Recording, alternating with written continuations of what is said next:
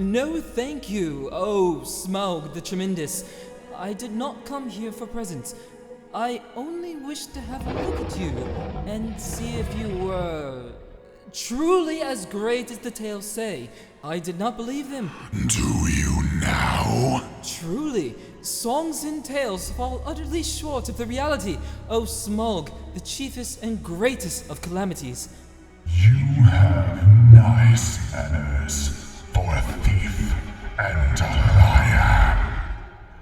You seem familiar with my name, but I don't seem to remember smelling you before.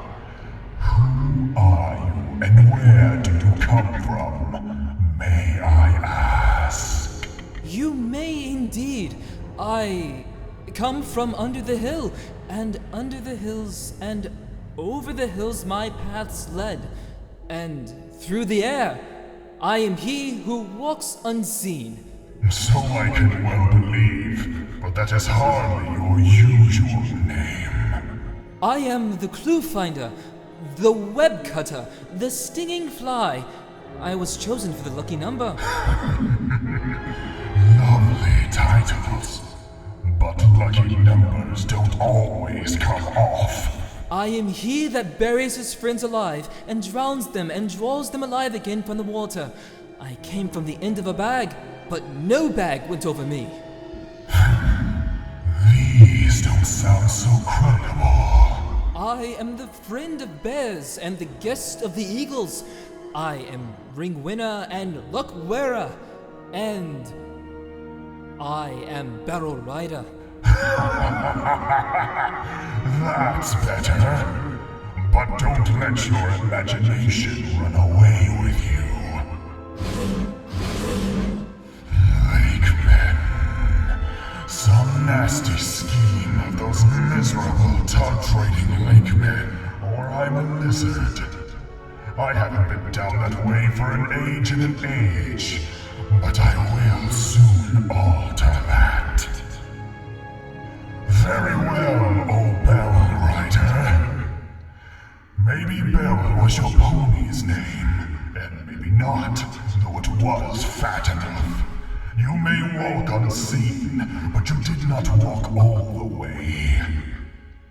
Let me tell you, I ate 6 ponies last night, and I shall catch and eat all the others before long.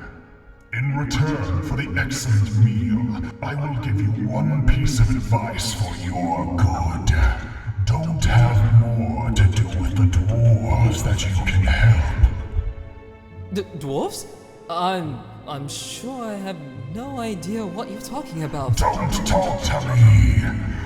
I know the smell and taste of dwarf. No one better. Don't tell me that I can eat a dwarf-ridden pony and not know it. You'll come to a bad end if you go with such friends, Thief Bell Rider. I don't mind if you go back and tell them so from me. I suppose you got a fair price for that cup you stole last night. Come now, did you? Well, about that, you see... Nothing at all? Well, that's just like them. And I suppose they are all skulking outside, and your job is to do all the dangerous work and get what you can when I'm not looking for them. And you will get a fair share. Don't you believe it? If you get off alive, you will be lucky.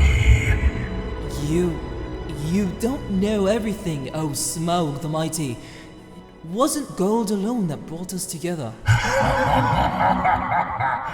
You admit the us.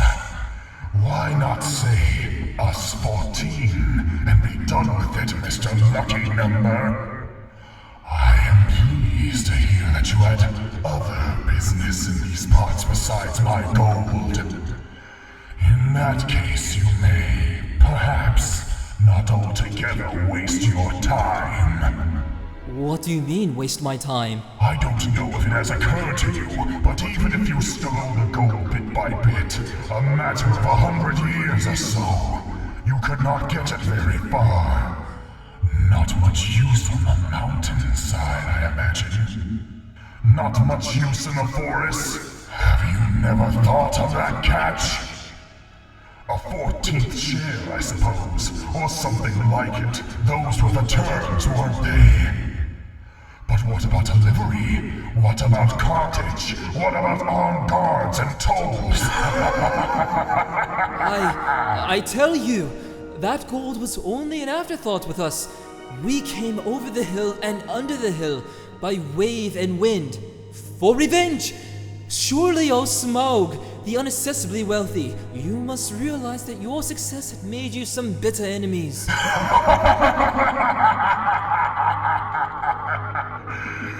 Revenge!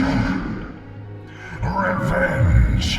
The king from under the mountain is dead.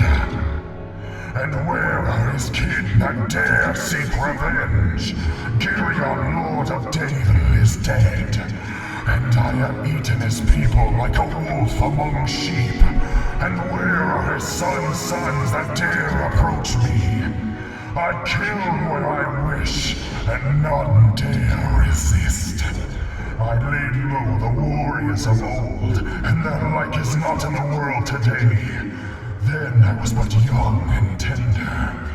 Now I am old and strong. Strong, strong, thief in the shadows. My armor is like 10 bold shields. My teeth are swords. My claws are spears. The shock of my tail, a thunderbolt. My wings are hurricanes, and my breath,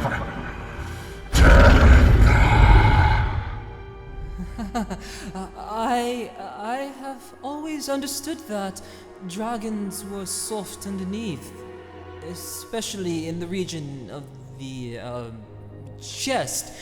But doubtless one so fortified has thought of that. Your information is antiquated.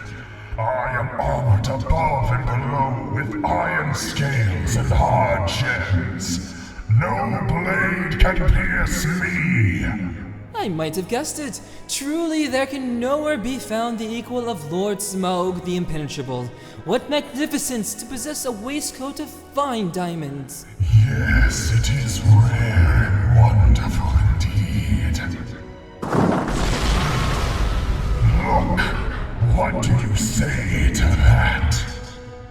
Dazzlingly marvelous, perfect, flawless, staggering.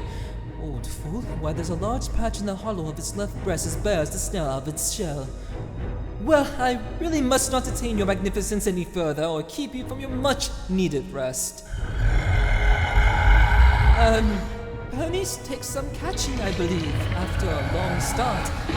And so do burglars!